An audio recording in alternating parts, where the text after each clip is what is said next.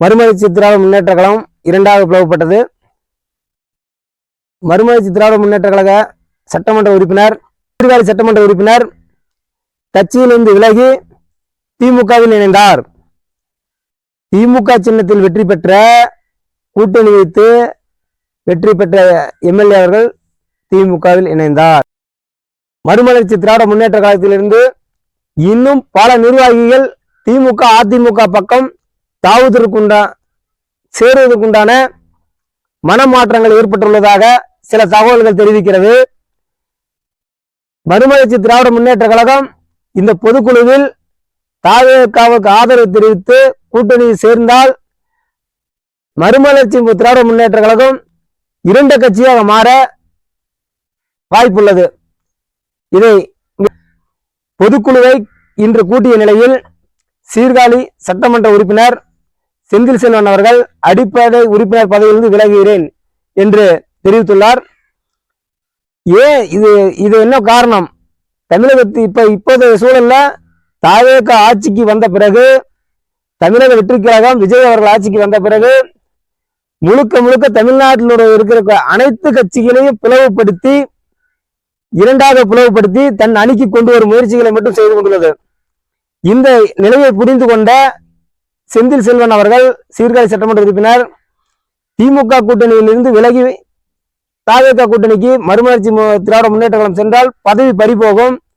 பதவி பறிபோகிவிட்டால் மீண்டும் தனக்கு எம்எல்ஏ சீட்டு கொடுக்க மாட்டாங்க, இடைத்தேர்தல் கொடுப்பாங்களோ கொடுக்க மாட்டாங்களோ தெரியாது, நிற்கிறதுக்கு வாய்ப்பு இருக்கக்கூடாது. அதே போல் கூட்டணி கட்சிகளுக்கு சீட்டு வழங்கப்படாது என்று ஏற்கனவே விஜய் சொல்லியுள்ளார். கூட்டணி யார் வேணாலும் கட்சியில் சேர்ந்துக்கலாம், உங்களுக்கு அந்த சட்டமன்ற தேர்தல் எம்எல்ஏக்கள் நீங்க கட்சியை ராஜினாமா சேர்ந்துக்கலாம், ஆனா சீட்டு மீண்டும் தரப்பட மாட்டான்னு சொல்லியிருக்காரு. இதை தாண்டியும் தமிழகத்தில் இன்றைய அரசியலில் மூத்த அரசியல்வாதி வைகோ அவர்கள், தமிழகத்திலேயே மிக முதிர்ந்த அரசியல்வாதி, ஒரு கூர்மையான அரசியல்வாதி அவர்கள், அவர் அரசியல் தமிழ்நாட்டு மக்கள் மீது நம்பிக்கை இல்லாமல் இன்று கூட்டணியில் இருந்து தாவேக கூட்டணிக்கு செல்லக்கூடிய நிலை என்ன காரணம்? அப்ப மக்கள் மீது அவருக்கு நம்பிக்கை இல்லையா? தமிழகத்தில் உங்களுக்கு எல்லா அரசியலுடைய சூழல்களும் தெரியும், அனைத்து அரசியல் சூழல்களும் தெரிந்த ஒரே இந்த மூத்த அரசியல்வாதி நீங்க பாராளுமன்றத்திலிருந்து நீ சட்டமன்றத்தில் பல இடத்தை சந்திச்சு வந்தவங்க. இப்படிப்பட்ட நீங்க இந்த கட்சியை கூட்டணியை தவிர்த்து விஜயனுடைய கட்சிக்கு போகக்கூடிய காரணம் என்ன? உங்களால் இந்த பாதி உங்களுக்கு பின்னாடி இருக்கும் தொண்டர்களும் நிர்வாகிகளும் இரண்டாக பிளவுபட வாய்ப்புள்ளது. இந்த பொதுக்குழுவில் 70% பேர் மட்டும்தான் கலந்துருக்காங்க, மீதி பாதி பேர் கலந்துக்கல. இந்த கலந்துக்காத பின்னணியில நீங்க போய் உங்களுக்கு ஆதாயமும் குடும்ப அரசியலே வேண்டாம்னு சொல்ற விஜய் அவர்கள் தமிழகத்தில் குடும்ப அரசியல் இருக்கக்கூடாதுன்னு சொல்ற விஜய் அவர்கள் குடும்ப அரசியல் செய்து கொண்டிருக்கும் அனைத்து கட்சிகளையும் தங்கள் கட்சியில் இணைக்கும் பணியை சேர்த்து கொண்டுள்ளார். மறுமலர்ச்சி திராவிட முன்னேற்ற கழகம் வைகோவுக்கு பிறகு மிக சக்தி வாய்ந்த மனிதராக மல்லை சத்யா இருந்தார். மல்லை சத்யாவை கட்சியில் விட்டு வெளியே தள்ளினார்கள். மல்லை சத்யா போன பிறகு அவர் நம்ம வைகோ மகன் அவர்களுக்கு பதவி வழங்கப்பட்டது. இது குடும்ப அரசியல் இல்லையா? அப்ப இந்த குடும்ப அரசியல் உள்ள கட்சிகளை மட்டுமே குறிவைத்து தாவேக தன்னுடைய அணிக்கு இழுக்கிறது. குடும்ப அரசியல் செய்து கொண்டிருக்கும், ஆதிக்கம் செலுத்தி கொண்டிருக்கும் அரசியல் அந்த கட்சிகளை, சின்ன கட்சிகளை வளைத்து தன் அணியில் சேர்க்கும் வேலையை தாவேகனுடைய ஆதவர்ஜினா அவர்கள் செய்து கொண்டிருக்கிறார்கள். தமிழகத்தில் எண்ணற்ற பிரச்சனைகளா இருக்கு. இதெல்லாம் இல்ல, இது போன்ற திமுகவிற்கு வஞ்சகம் செய்தது போலவே இன்று மதிமுகவின் நிலைமை படு மோசமாக சூழலில் உள்ளது.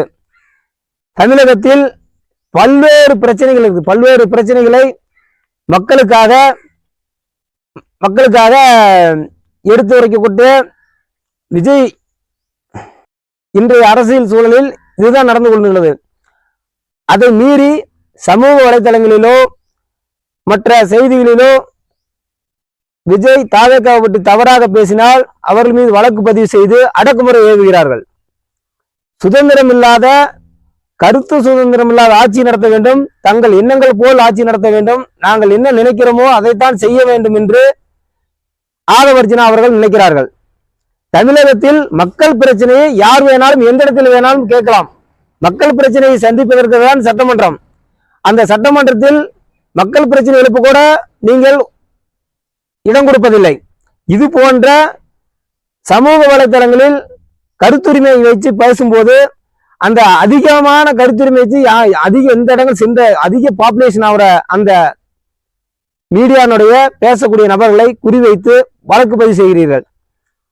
இது தமிழகத்திலிருந்து அடக்குமுறையை வைத்து தன்னுடைய கட்டுப்பாட்டுக்குள் தமிழகத்தையே கொண்டு அடக்குமுறை மூலமாக தமிழகத்தை தன்னுடைய கட்டுப்பாட்டு கொண்டு வர நினைக்கும் ஆதவர்ஜுனா அவர்கள் தமிழகத்தில் முதல்வர் விஜய் இருந்தாலும் கூட இன்று நிழல் முதல்வராக வலம் வரும் முதல்வராக ஆதவர்ஜுனா அவர்கள் தான் செயல்படுகிறார்கள். மக்களுடைய பிரச்சனைகள் தவறுகளை சுட்டிக்காட்டி தவறுகளை மக்களை உங்களுடைய தவறுகளை சுட்டிக்காட்டுவதற்கு எல்லாத்துக்கும் உரிமை உண்டு. இதை தாண்டி இன்னொரு பிரச்சனை, உங்க கட்சியில் உள்ள அனைத்து தொண்டர்களும் மன்றம் ஆரம்பிக்கப்பட்ட நாளிலிருந்து இன்று வரை உழைத்துக் கொண்டிருந்தவர்கள் இன்று ஆங்காங்கே புலம்பிக் கொண்டிருக்கிறார்கள். அதை உங்களுக்கு கொஞ்சம் கூட கண்காணிக்க நேரம் இல்லை. ஏன்னா அங்கங்கே மாற்று கட்சியில் எல்லாரும் வந்துட்டாங்க, நம்மளை ஓரம் கட்டுறாங்க.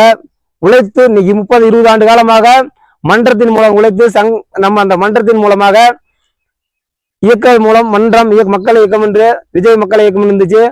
இந்த மன்றத்தின் மூலமாக கஷ்டப்பட்டு பல கை காசுகளை செலவு செய்த இளைஞர்கள் இன்னைக்கு தவித்துக் கொண்டிருக்கிறார்கள்.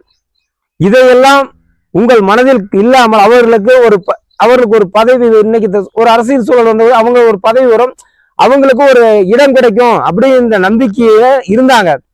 இன்னைக்கு புதுசா நீங்க எல்லாம் அனைத்து கட்சியும் உடைத்து கொஞ்சம் இந்த கட்சி அந்த கட்சி இந்த கட்சியில உடைத்து அவர்களை முன்னிலைப்படுத்தும் போது இளைஞர்களுடைய எதிர்காலம் அவர்களுடைய மூளைகள் ஒரு சிந்தனைக்குள்ளாக்கியுள்ளது.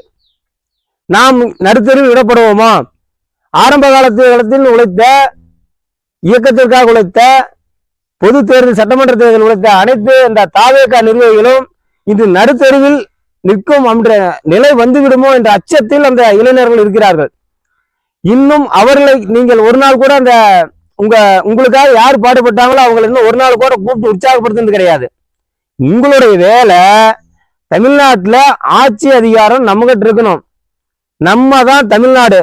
அதற்கான வேலையை மட்டும் பார்த்து கொண்டு தமிழகம் முழுவதும் கட்சி அதிமுக திமுக கூட்டணியில் இருந்து அவர்களை வெளியேற்றி எம்எல்ஏ பதவியை ராஜினாமா செய்து, ஏற்கனவே 4 எம்எல்ஏ அதிமுக ராஜினாமா செஞ்சாங்க. இன்னைக்கு நடுத்தெருவில் நிற்கிறாங்க. வழி இல்லாமல் நடுத்தெருவில் நின்று கொண்டிருக்கிறார்கள். அவர் எங்கேயுமே செல்ல முடியாத சூழல். இனிமேல் அவங்களுக்கு சீட்டும் கிடையாதுங்க தாவேக்காவில. இப்ப எந்த வாரிய பதவியும் கிடையாது. இதை தருவோம் அதை தருவோம்னு சொன்னாங்க. இதன் மூலியமா போய் இன்னைக்கு நடுத்தெருவில் நிக்கிறீங்க. எம்எல்ஏ பதவியும் போய் நடுத்தெருவில் நின்றுட்டு இருக்காங்க. இந்த சூழல்லாம் தெரிந்துதான் செந்தில் செல்வன் சீர்காழி எம்எல்ஏ அவர்கள் மீண்டும் உதயசூரியன் சின்னத்தில் இருந்து ஜெயித்தவர், நாமல் ஏன் இங்கே எங்கே போக வேண்டும், திமுகவில் இணைவதற்கான வாய்ப்புகள்